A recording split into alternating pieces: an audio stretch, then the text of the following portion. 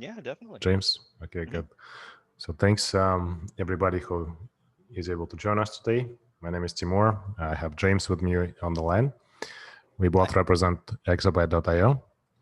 And today, James is going to be speaking about the RESTful APIs and how they can be used for materials research. We'll go over what they are. We'll explain a little bit about how the RESTful APIs work, how they can be integrated in the Python workflows for material science, and we'll cover some of the use cases for the Exabyte platform.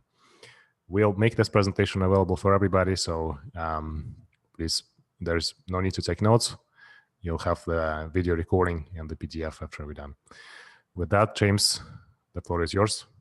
Alrighty. Thank you very much for the introduction, Timur. Um, so again, just before we start, this is actually the second monthly seminar of a recurring series here.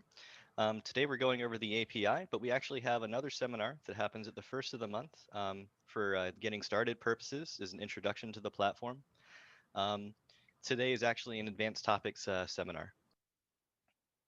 And so if at any point during the seminar a question comes up, feel free to ask it by using the Zoom tools. You can chat. Q&A is also possible there. And so the agenda for today, first we'll start with an introduction to what APIs are and some example use cases of those.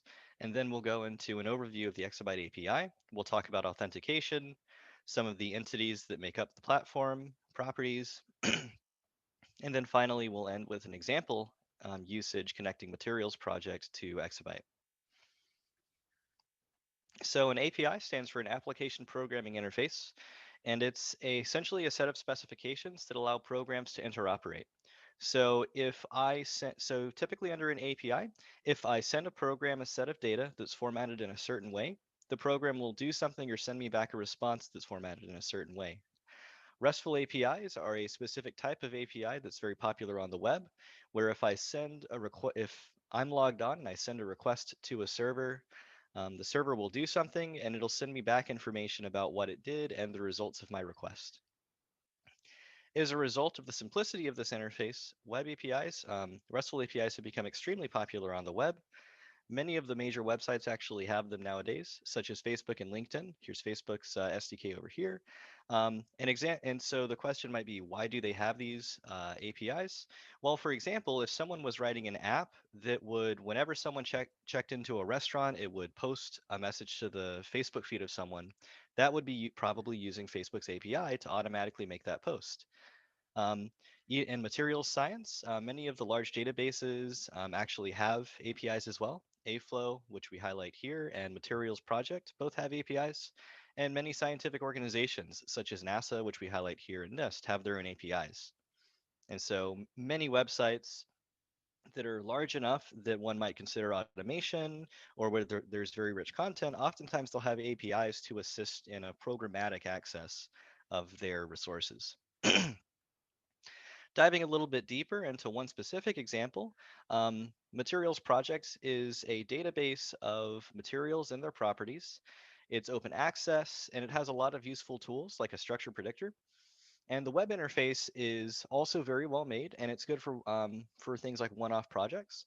For example, if I was interested in oxides of copper, I would go in and search for copper and oxygen and find a material that's interesting to me and then maybe do a calculation on it. This is great if I'm only looking at one or two materials, but let's say I wanted to look at a lot of different types of materials from all over the periodic table. That might get kind of tedious to do by hand through the web. And so as a result, Materials Project actually has their own API as well. Here's its documentation. It can be reached through the link up here, which is very good for programmatic access to all of the features that they have.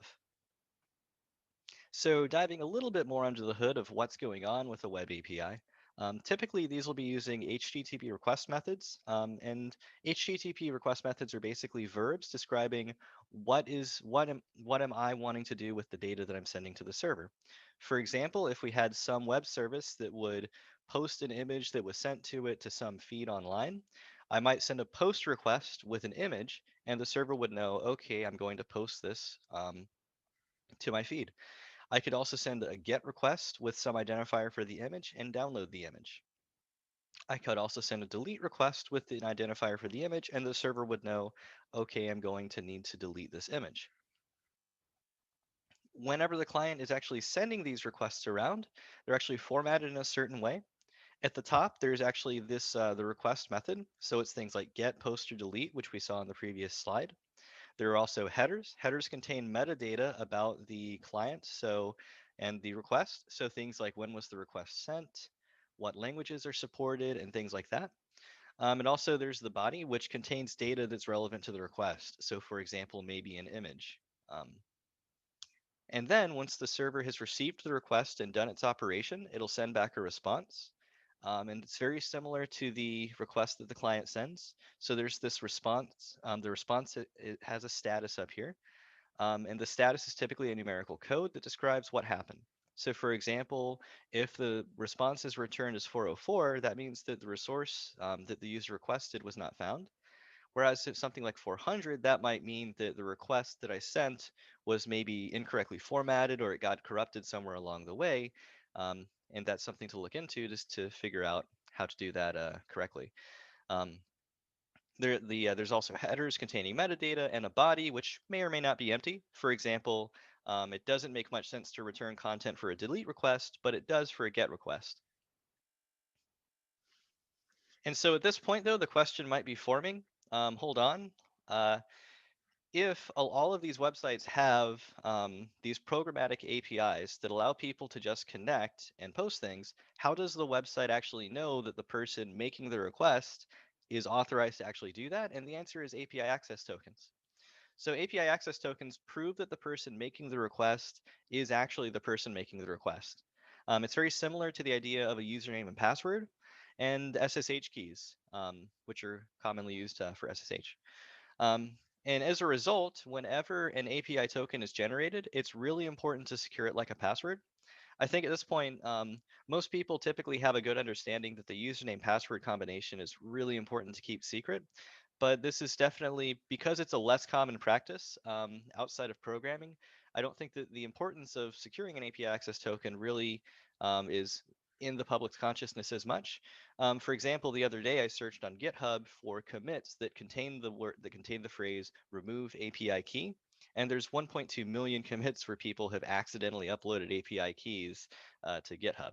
So it's very important to secure these like a password because these are authentication that prove the person making the request is the person making the request.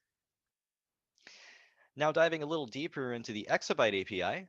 So our API allows users to use most of the functionality of the website. So submitting jobs, creating and manipulating materials and workflows and things of that sort. It's available via a Python client on PyPI. It's pip installable as the exabyte API client. We keep this up to date.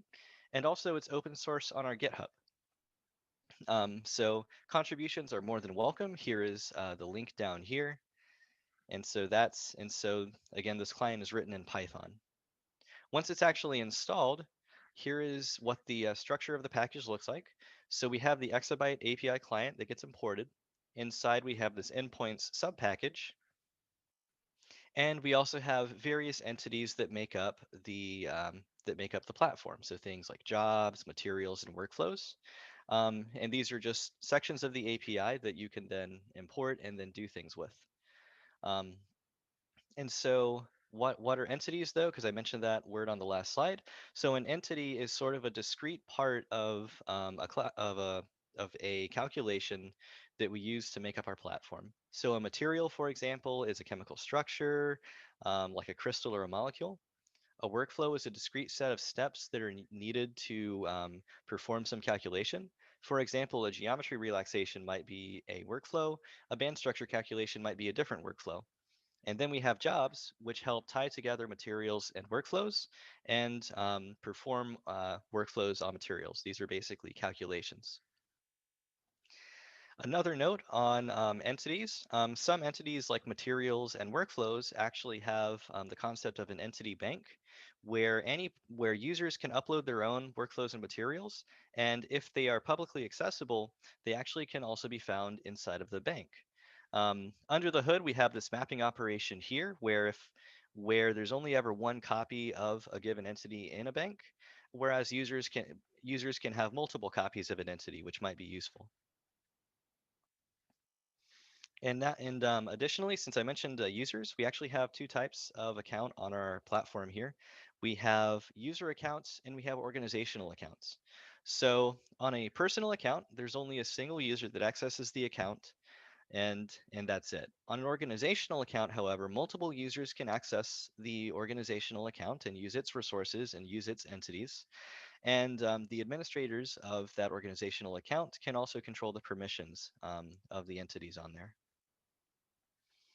And so here's actually how one can go between personal accounts and user accounts. So over here, Tamur clicks on his personal account and goes to the My Accounts page. And then he can actually select the seminar account over here, which will then make the seminar account his active account. And he can then go and look at all of the entities that the seminar account has in the bio. And then when he's done performing operations there, he can then go back to the accounts page here and return to his personal account. And so that is um, how accounts can be switched between on our platform here. And I'm probably getting a little bit ahead of myself here, but this is something that we account for in our API. The idea of using organizations entities where we actually have the ability to modify queries that are sent uh, based upon this idea of a user account slug. So we'll be talking about that in a few slides. So additionally, there is always the problem of authentication, of course, as I discussed a few slides ago. And so here is how we can actually generate user access tokens. So um, starting anywhere on the site, click the profile image and then go to account preferences and then scroll down, and then there is this API token section. And then generate new token can be selected, which will generate a new pair of strings, an account ID, and an authorization token. These only ever appear once, so they should be copied and written down or stored somewhere because we don't show them a second time. In this example, we go to a Jupyter notebook and actually paste them in. Here's the account ID, and then we paste in the authorization token. And so this, and so once an authorization, once an API key has been acquired, and an endpoint can be set up in Python. The pattern is typically very simple. From the exabyte API client .endpoint.job or .endpoint the type of endpoint that is desired, import the endpoint. We have an account ID, which is the same as this first row here when an API token is generated.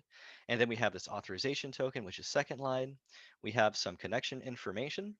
And then just for convenience, we collect all of this information into a list, which we then, in the rest of the presentation, will just unpack inside of the constructor for the endpoint. And so what this code does here is this actually creates a job endpoint. And so for the rest of the presentation, we're going to be building up to this idea of creating a job. And so to do that though, we need a material and we need a workflow. So let's start with materials. So materials, these handle the materials portion of the API. And so in userland over here, users can import from materials project if they know the materials project ID, or importing from local files is also possible. And then there's various things that can be done as API calls. Materials can be created, copied, updated, deleted, gotten, or listed. This is essentially search. And they can also be organized into sets. So a materials set is a logical collection of materials. So for example, if I was doing a lot of research on copper oxides, I might organize all of my copper oxide structures into a material set, which would then help me organize my data. And so it's very easy to create a material endpoint. Just from exabyte API client endpoint materials, import the material endpoints, and then pass in the connection arguments, and it's created.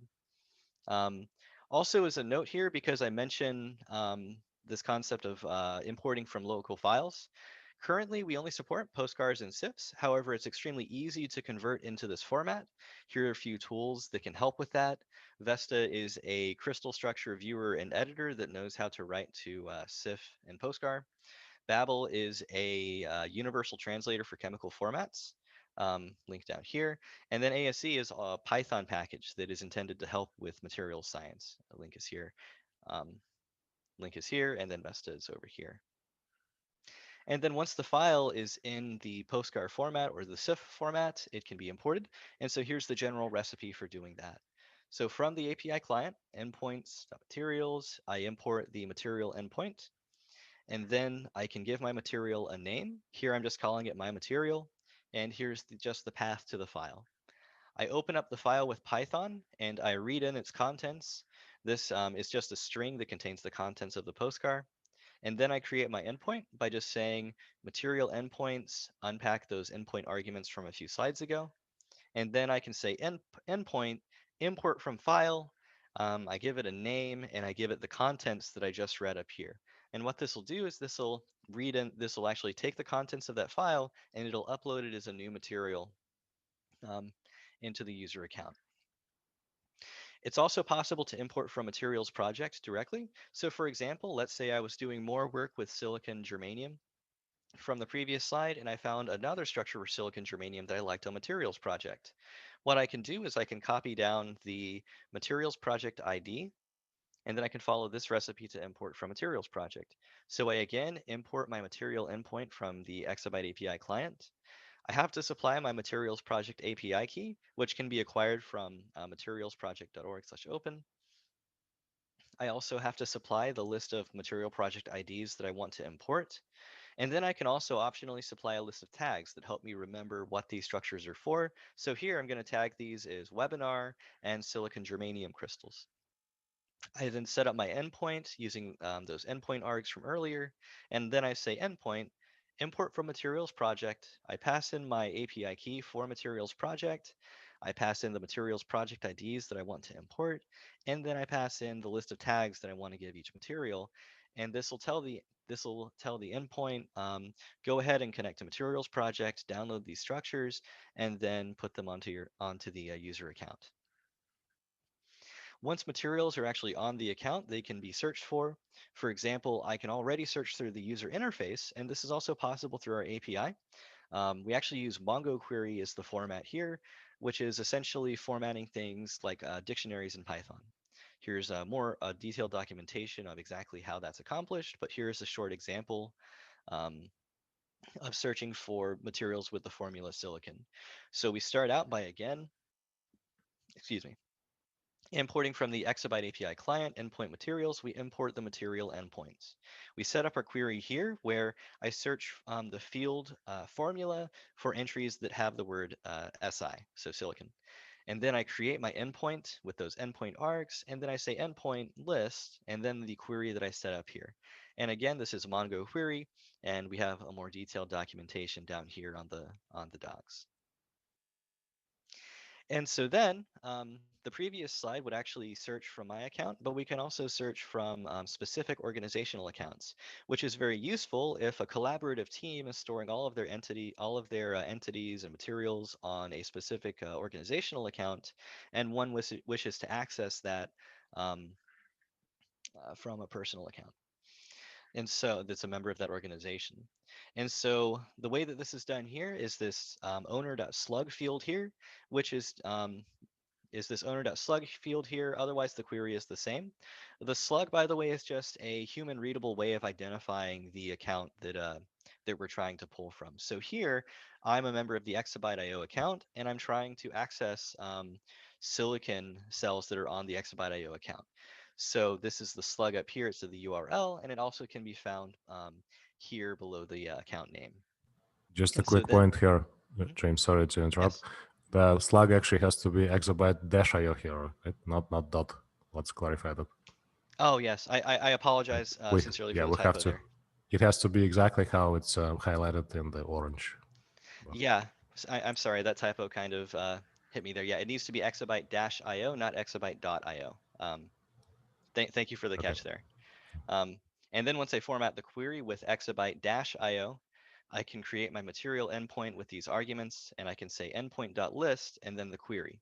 And then again, if this is ran at home, please make sure to include exabyte-io, not .io, if you're a member of the exabyte.io user organization. Um, in addition to materials that are owned by accounts, we also have the concept of bank materials, which can be accessed via bank material endpoints here. So here's an example of some iron oxide materials that I uploaded earlier that appeared on the bank. Um, it's found in Exabyte API client, endpoints, bank materials, and then the bank material endpoint. And this is how one can get a bank material endpoint. And so if, for example, I'm looking around the bank and I find a material that I particularly like, and I find the ID of the material, which can be found in the URL, here's a general recipe for importing from the bank. From Exabyte API client, endpoints, bank materials, I can import the bank material endpoint. I can say, here's the ID of this material, same as in the URL. And I can say endpoint is this bank material endpoint with these endpoint args that I had earlier. Um, and then the material, I can say endpoint.copy and then the material ID.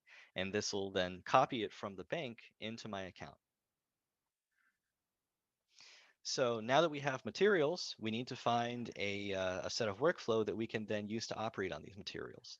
And so workflows, again, are the recipes for calculations on our platform here. So things like relaxations, band structure calculations, single point energy calculations. Um, Internally, we represent these as JSON. And so um, workflow endpoints, they can be created, copied, updated, deleted. We can do get and also listing endpoints. This is the search functionality. And so these are the things that the workflow endpoints know how to do. And again, it's from Exabyte API client, endpoints workflows, workflow endpoints. So I hope that a pattern is emerging here of how we're storing these endpoints for different types of entity on the platform.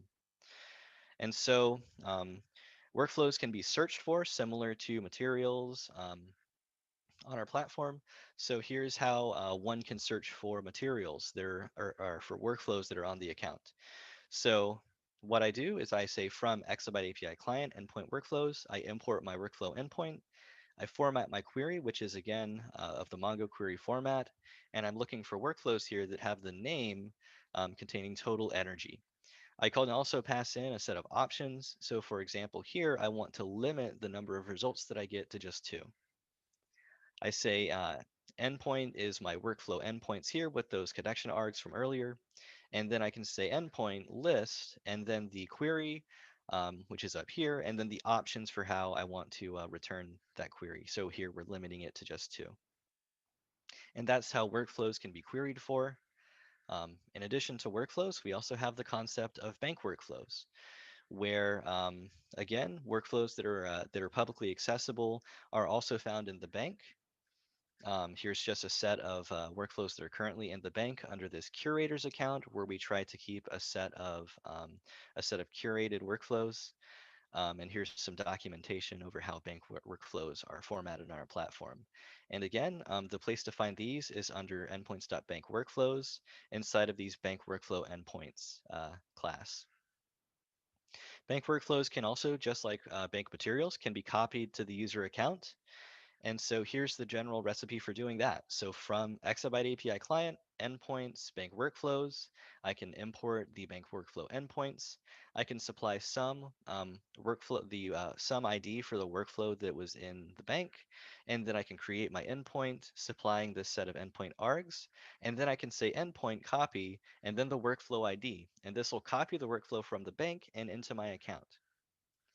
Okay, so now that we know how to get materials and we can get workflows, let's go ahead and create jobs because those help connect together workflows and materials.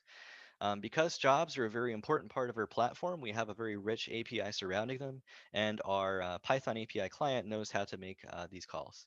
So for jobs, we can create, we can copy, update, we can get jobs, we can search for them. Jobs can be handled while they're running. They can be submitted, they can be terminated. We can handle files that the job generates. We can find information about the job, how it was set up, and we can insert files. And also jobs can be part of sets, just like materials can. And this again helps organize jobs that are on the platform. So for example, if I was doing a lot of band structure calculations on a set of materials, I might organize all of those band structure calculations into a specific set of jobs just to help me find and organize those jobs later on. Like the other entities that are in the API client, where the imports very similar, import.jobs, and then we can import in the job endpoints for that class. And so here is an example of how jobs can be created and submitted. Once we have a workflow and material, it's very simple here. So this is sort of a self-contained script to do that. So up here, I just import my job endpoint. I import a material endpoint and a workflow endpoint because we need both of these for a job. We need a material and a workflow. And then down here, I just set up those endpoints. I say, here's my job endpoint with these endpoint args. Here's my material endpoint.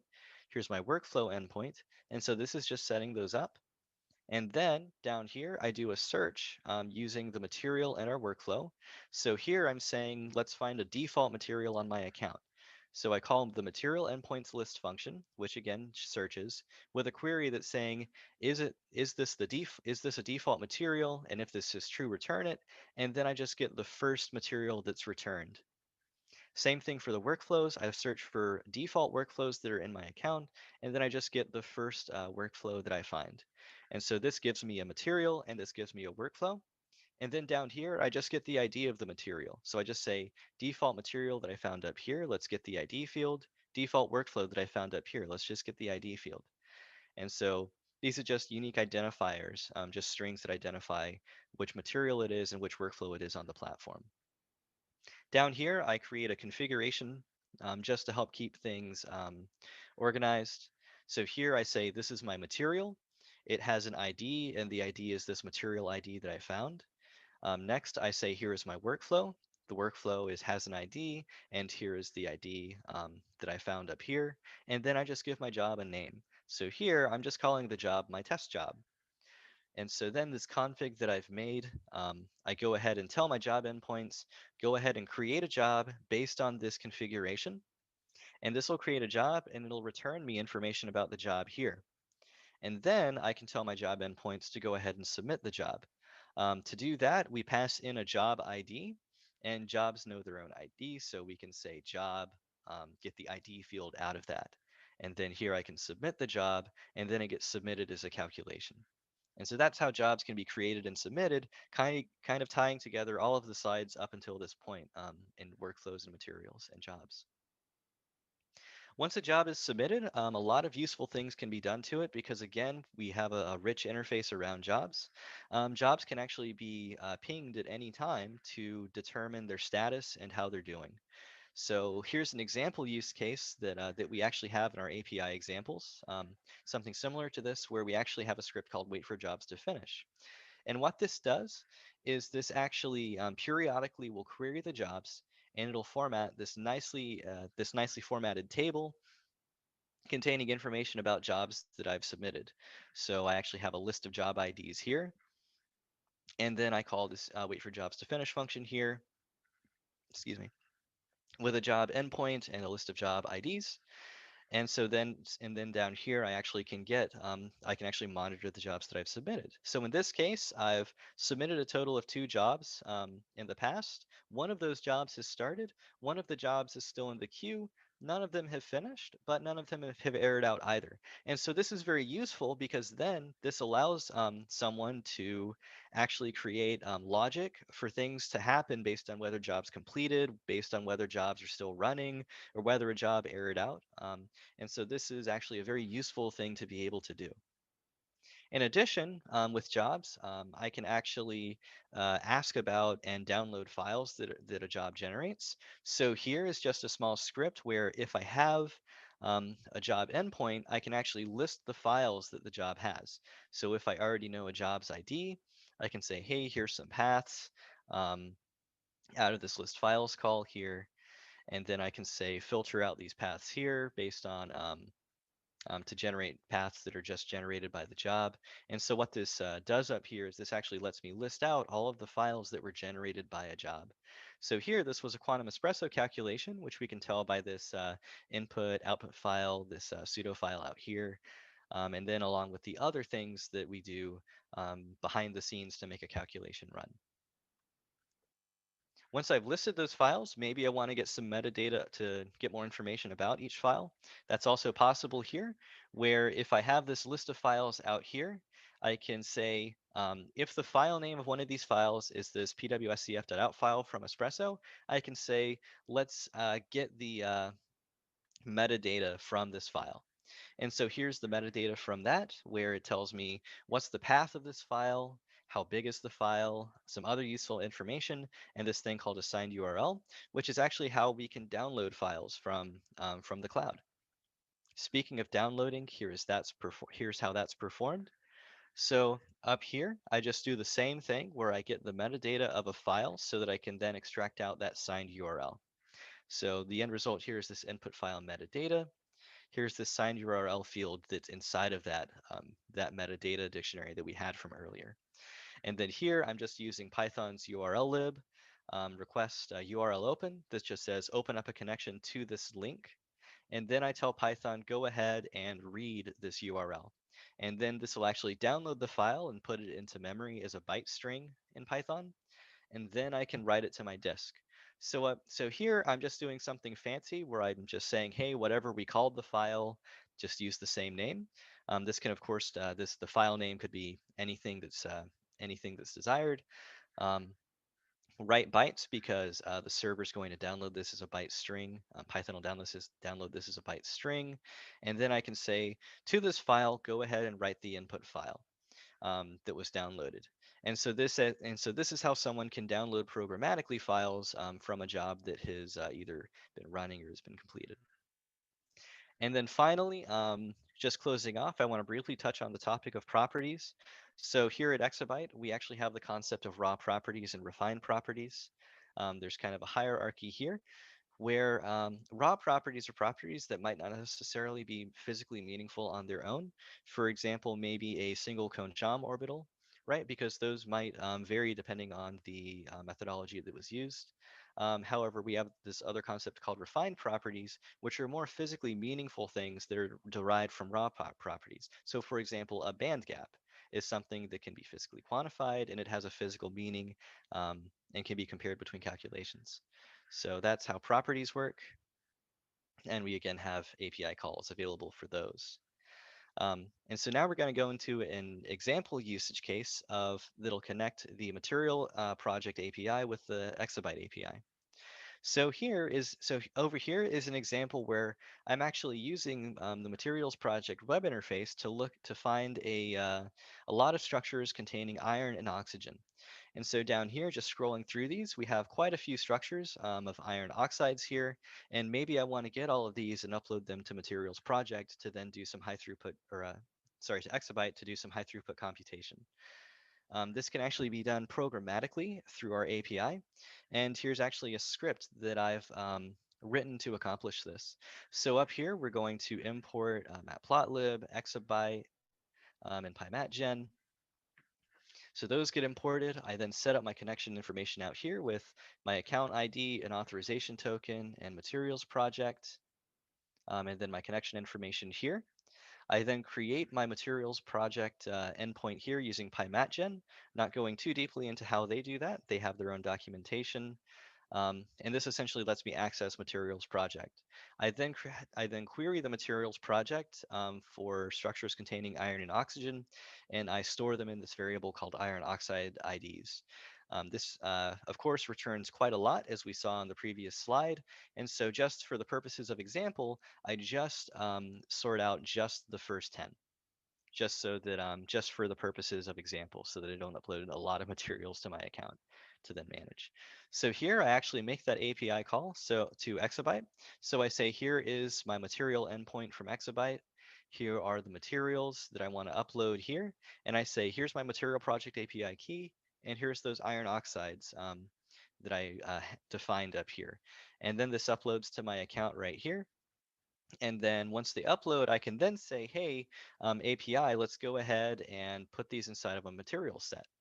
So I say here is my material set. I'm going to call it iron oxides. And then I can say move to set. I give it my material. I give it the ID of the material set down here. And this will actually organize these into a material set called iron oxides. And then here is just going into this iron oxide set on my user account then on our platform.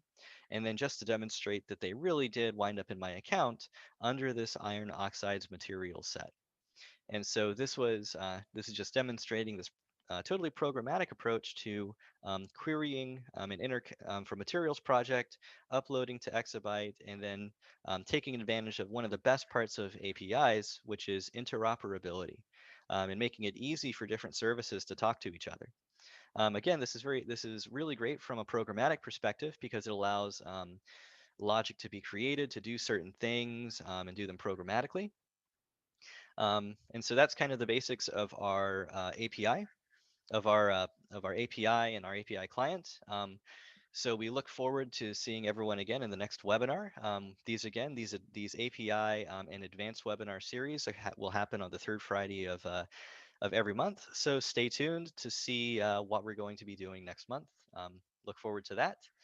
Um, Additional links here that might be helpful later on down the road as people start using the API more and more. We have the Exabyte API documentation down here. We have a very useful API Explorer, which actually lets people make API calls from the comfort of their own web browser. And it actually shows the content of the actual request that was made and the response. So it's very useful for looking under the hood at what's going on. And then finally, we have some API examples out here in an open source repository. It's a collection of Jupyter notebooks, which are found right here. And then finally, if after the Q&A session, a new question comes up that didn't get answered during the presentation, feel free to reach out to us at info@exabyte.io, and we'd be happy to answer any questions that come up. Thank you, and we'd be happy to answer any questions. Thank you, James. Thank you for the presentation. Let's see if we Thank you, have Tim. any questions from attendees first.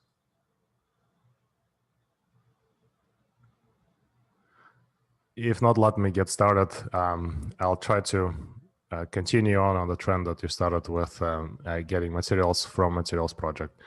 So maybe we can speak a little bit about how we continue with getting a workflow to actually simulate those materials, and come back to how we can submit a job for the set that we just imported. Mm-hmm. Yeah, of course. So we've created this material set up here, right? So we've created this material set up here with these iron oxides.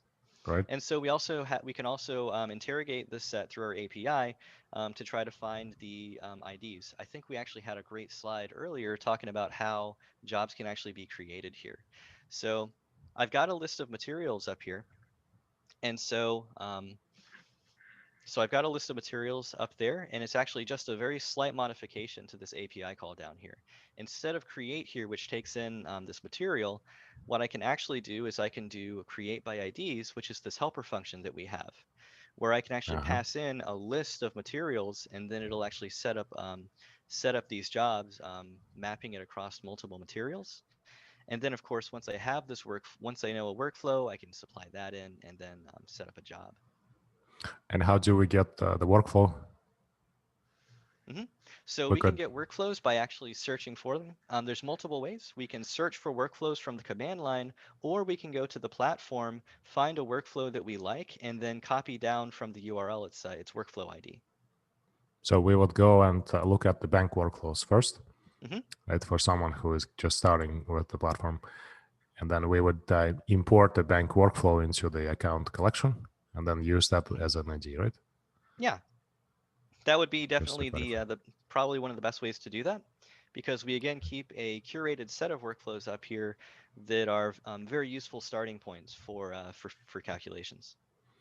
And if I want to get a curated workflow from the API, I would have to use a certain query for it, right? I'd have to add the owner slug. That would be necessary. So the owner slug would need to be added to this query down here. We had a great example in materials here, where Right. there's this owner.slug field here where, again, it's exabyte-io. It's exactly what's up here in the URL. And so that's how a query could be modified to just look for things from curators. So we would use curators here instead of exabyte.io. Yeah, we would just put in curators, I believe. Okay.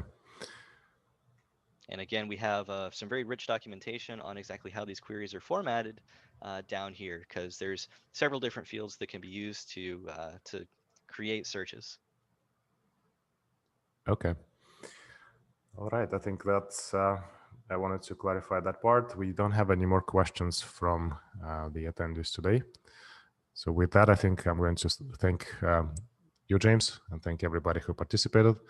We will have this video available on YouTube, and we will make a PDF and distribute it among the participants and the platform audience. So thanks, everybody. We'll meet you again next month. In the meantime, stay safe and bye. Thank you. Take care.